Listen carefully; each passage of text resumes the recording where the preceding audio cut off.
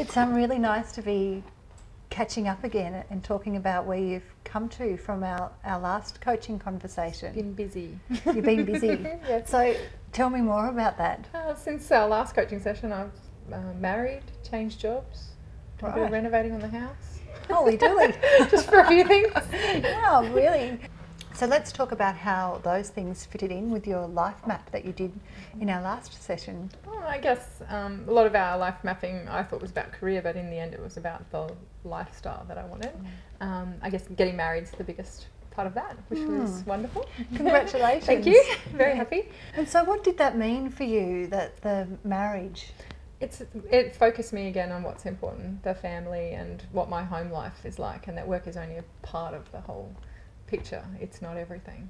When we've spoken before, you've talked about how money and financial security was a really big influencer in the career choices that you've made. Yeah.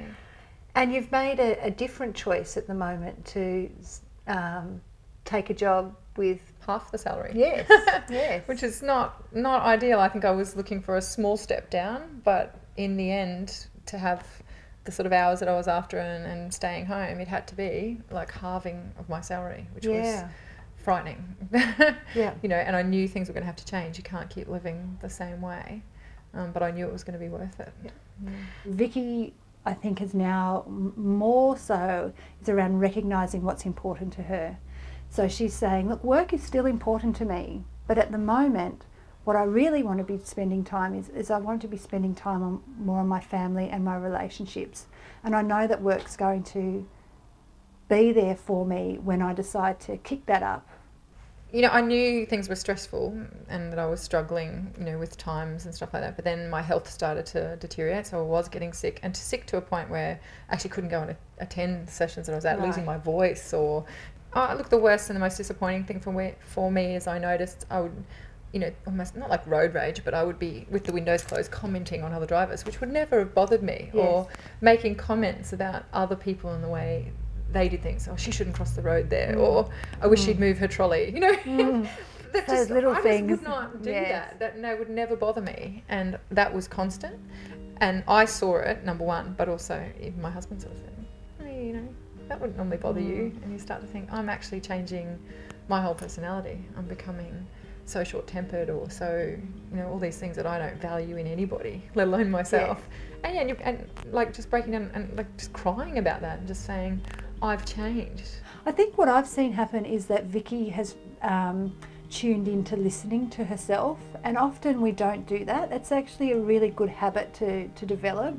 And when you listen to yourself, you can start to get much more of a sense of what it is that you're feeling. It was a very sad moment, realising that you were changing and thinking, what can I do about it? And I knew, so I was very honest, and I said, I know I'm like this, a lot of apologising. Then I went back to some of the coaching steps, revisited the life map, and that's when it all sort of hit me that it wasn't about the exact steps. It was about what I wanted my life to be like, and that it was never going to happen whilst I still had a job that took up all of that time.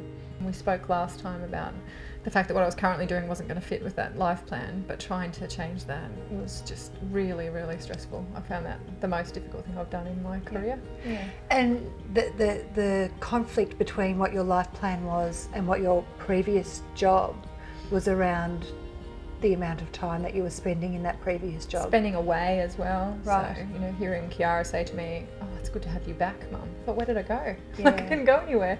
So how did you know that it was time to make a decision? I think I always knew that it wasn't right and it wasn't fitting. It was just the fear of making the decision to change it. It wasn't that I didn't know. I sort of thought, this isn't right. But what else can I do? Have to keep going. It'll get better, all those kind of comments. Yes.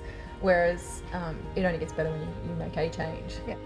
Living savvy for me is about being really true to what I want. That's what has come from for me.